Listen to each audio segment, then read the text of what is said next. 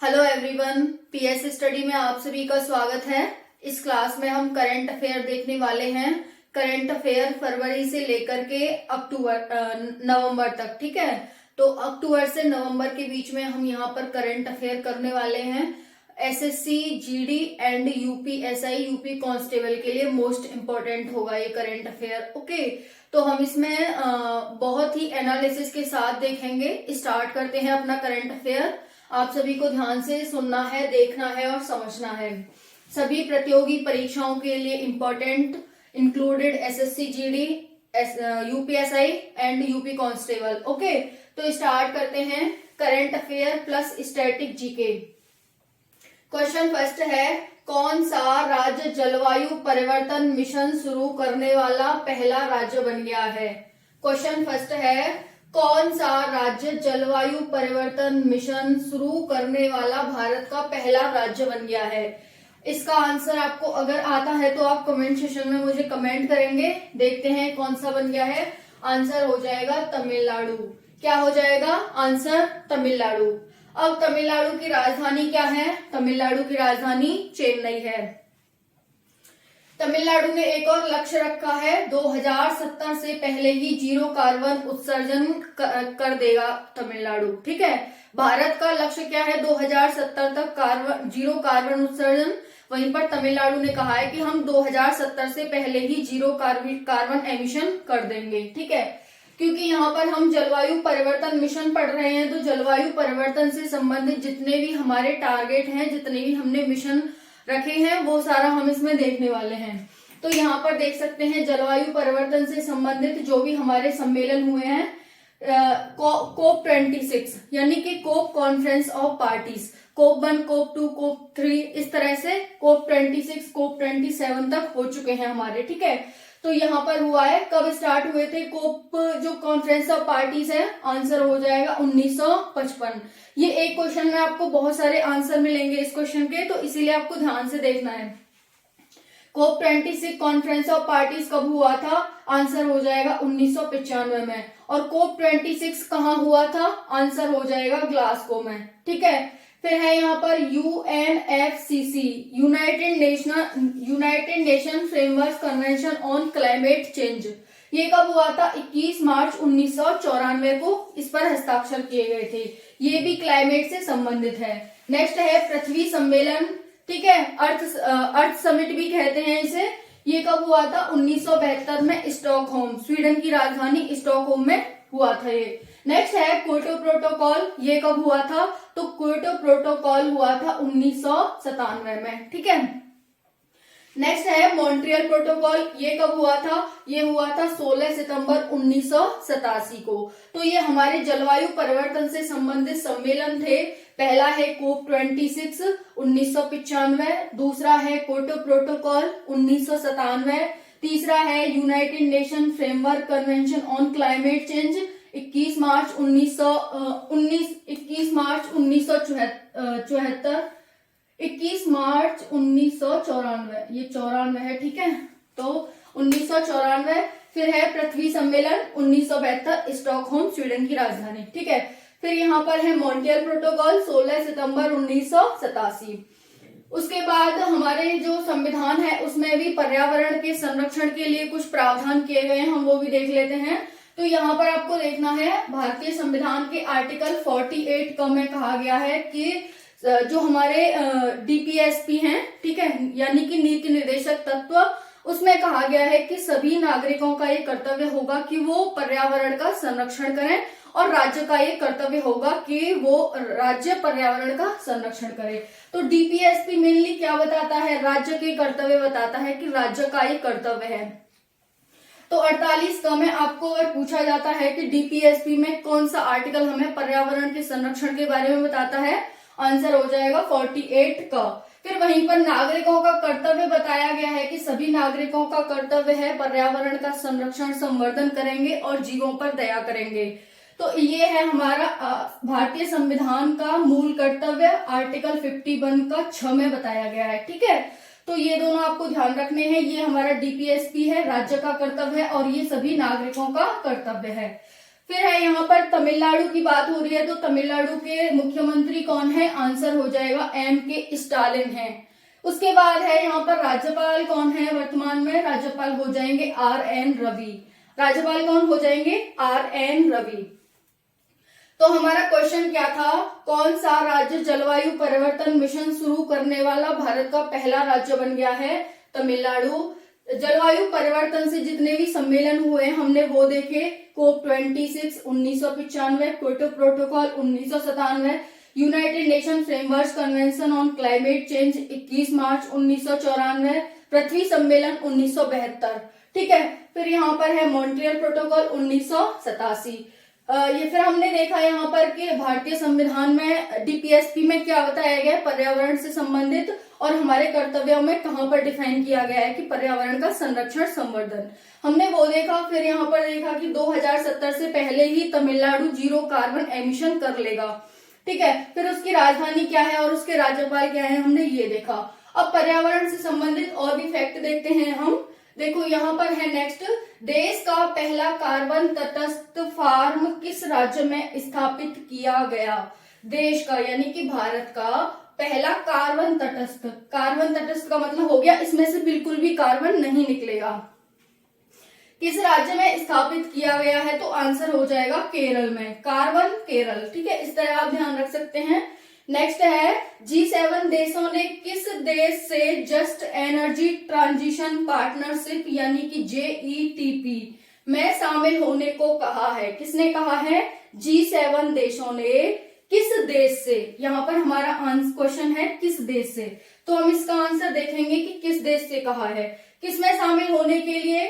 Just energy transition partnership. Okay, जिसे हम short में क्या कहते हैं? JETP कहते हैं। इसमें शामिल होने के लिए कहा है, तो किससे कहा है? आंसर हो जाएगा भारत से कहा है। किसने कहा है? G7 देशों ने। तो G7 देशों में कौन कौन से देश आते हैं? आप यहाँ पर देख सकते हैं UK यानी कि यूनाइटेड किंगडम, USA यानी कि यूनाइटेड स्टेट्स ऑफ अमेरिका, फिर है जर्मनी, फ्रांस, इटली, जापान और कनाडा। जो भी पावरफुल कंट्रीज हैं, इकोनॉमी में हो गया, ठीक है, और पावर में हो गए सभी, ये सातों कंट्री हैं और इनके द्वारा कहा गया है कि भारत JETP में शामिल हो जाए। ठीक है, हुआ नहीं है अभी, आपको ये ध्यान रखना है कि किससे कहा है, तो भारत से कहा है, यानी कि भारत इसमें शामिल होने वाला है। क्योंकि ये एनर्जी से, पर्यावरण से संबंधित है, इस वजह से हो सकता है भारत इसमें शामिल हो जाए। नेक्स्ट क्वेश्चन है, अंतरराष्ट्रीय जलवायु क्लब किसके द्वारा शुरू किया गया है? नेक्स्ट क्वेश्चन क्या है हमारा? अंतरराष्ट्रीय जलवायु क्लब। अंतरराष्ट्रीय जलवायु क्लब किसके द्वारा शुरू किया गया है? आंसर इज G7 के द्वारा, वही ग्रुप ऑफ 7। G7 होता क्या है? ग्रुप ऑफ 7, यानी कि 7 कंट्रियों का एक ग्रुप है, इसी को हमने G7 कहा। वैसे ही G20 20 देशों का एक समूह है जिसे हमने G20 कहा। वैसे ही G8 है, G5 है, G4 है, G3 है, ये सभी होते हैं। G लगता है, G का मतलब ग्रुप होता है, आपको ये ध्यान रखना है। नेक्स्ट है, राष्ट्रीय ऊर्जा संरक्षण दिवस कब मनाया जाता है? क्योंकि ये भी पर्यावरण ऊर्जा से संबंधित है, तो इसका आंसर क्या हो जाएगा? राष्ट्रीय ऊर्जा संरक्षण दिवस, यानी कि राष्ट्र में ऊर्जा का संरक्षण के लिए एक दिवस मनाया जाता है। वो दिन कब मनाया जाता है, आपको इसका आंसर देना है। तो इसका आंसर हो जाएगा 14 दिसंबर को प्रतिवर्ष इसे मनाया जाता है। 14 दिसंबर को प्रतिवर्ष इसे मनाया जाता है। नेक्स्ट है, किस देश की सरकार ने धूम्रपान पर प्रतिबंध लगाने के लिए विश्व का पहला तंबाकू कानून पारित किया है? हमारा क्वेश्चन क्या है? किस देश की सरकार ने, हमसे पूछ रहा है कि उस देश का नाम बताओ जिस देश की सरकार ने धूम्रपान पर प्रतिबंध लगाने के लिए विश्व का पहला तंबाकू कानून पारित किया। यानी कि अभी तक विश्व में ऐसा कानून किसी ने पारित नहीं किया है धूम्रपान पर, जो कि इस देश ने पारित किया है। तो इसी का आंसर देखना है कि वो कौन सा देश है। आंसर क्या हो जाएगा? न्यूजीलैंड। वो न्यूजीलैंड देश है जो कि ऑस्ट्रेलिया के नीचे है, जो ऑस्ट्रेलिया महाद्वीप में आता है, उसी को हम न्यूजीलैंड कहते हैं। ठीक है, तो न्यूजीलैंड देश है, आपको ये ध्यान रखना है।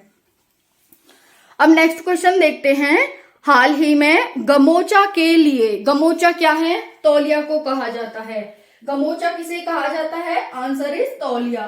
तो हाल ही में गमोचा जिसे तौलिया कहा जाता है, इसके लिए किस राज्य यूटी को जीआई टैग मिला है, इसके लिए किस राज्य यूटी को जीआई टैग मिला है, तो इसका आंसर आपको देना है। आंसर क्या हो जाएगा, असम।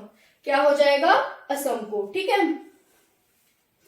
तो हाल ही में गमोचा जिसे तौलिया कहा जाता है के लिए किस राज्य यूटी को जीआई टैग मिला है, आंसर इज असम। नेक्स्ट है ये भी जीआई टैग से ही संबंधित है, रक्त से कारपो खुबानी। रक्त से कारपो खुबानी, ये थोड़ा अटपटा सा नाम है बट आप याद रख सकते हैं इसे। रक्त से कारपो खुबानी जीआई टैग हाल ही में किस राज्य के उत्पाद को मिला है, तो एक किस राज्य का उत्पाद है रक्त से कारपो खुबानी, आंसर हो जाएगा लद्दाख। क्या है आंसर, लद्दाख। तो आपको ये ध्यान रखना है, रक्त से कारपो खुबानी। हमारा नेक्स्ट क्वेश्चन है, राष्ट्रपति द्रौपदी मुर्मू ने हाल ही में दिसंबर 2022 में किसे सुप्रीम कोर्ट का जज नियुक्त किया है। हाल ही में राष्ट्रपति द्रौपदी मुर्मू ने दिसंबर 2022 में किसे सुप्रीम कोर्ट का जज नियुक्त किया है, आपको इसका आंसर देना है। तो इसका आंसर हो जाएगा जस्टिस दीपांकर दत्ता को। जस्टिस दीपांकर दत्ता को राष्ट्रपति द्रौपदी मुर्मू के द्वारा दिसंबर 2022 में सुप्रीम कोर्ट का जज नियुक्त किया गया है। शब्दों पर फोकस करना, मैंने जज कहा है, सीजीआई नहीं कहा है, ठीक है। तो जज नियुक्त किया गया है जो वर्तमान में सुप्रीम कोर्ट में 33+1 यानी कि 33 जज हैं और एक सुप्रीम कोर्ट के मुख्य न्यायाधीश यानी कि सीजीआई हैं, ठीक है। अब राष्ट्रपति के द्वारा नियुक्त किया गया है, तो राष्ट्रपति ने किस शक्ति के तहत इन्हें नियुक्त किया है वो देखेंगे हम। तो राष्ट्रपति के द्वारा जो सुप्रीम कोर्ट या फिर हाई कोर्ट के जजों की जो नियुक्ति की जाती है वो आर्टिकल 124(2) के तहत की जाती है। तो राष्ट्रपति के द्वारा जो जस्टिस दीपांकर दत्ता की नियुक्ति की गई है वो आर्टिकल 124(2) के तहत की गई है। फिर है वर्तमान में सुप्रीम कोर्ट में कितने न्यायाधीश हैं, आपको ध्यान रखना है 33+1, 33 न्यायाधीश हैं और एक मुख्य न्यायाधीश हैं, ठीक है। अब ये किस आर्टिकल के माध्यम से है, तो आर्टिकल 124(1) कहा गया है कि उसमें कितने न्यायाधीश हो सकते हैं। आर्टिकल 124 में क्या कहा गया है कि सुप्रीम कोर्ट में जो न्यायाधीश होंगे वो आर्टिकल 124 के तहत होंगे, ठीक है। फिर यहाँ पर देख सकते हैं आर्टिकल 124(1) हो गया। अब यहाँ आपसे पूछा जा सकता है कि भारत के 48वें मुख्य न्यायाधीश कौन थे, 49वें मुख्य न्यायाधीश कौन थे और 20वें 49 और 50वें मुख्य न्यायाधीश कौन थे, ऐसे पूछा जा सकता है, ठीक है। अभी आपको पता है कार्यकारी मुख्य न्यायाधीश चुने गए थे यूयू ललित जो कि 49 थे। अब 50वें चुन लिए गए हैं जिनका नाम डीवाई चंद्रचूड़ है। तो 48 कौन थे, हम ये 3 सेक्वेंस से याद करेंगे, ठीक है।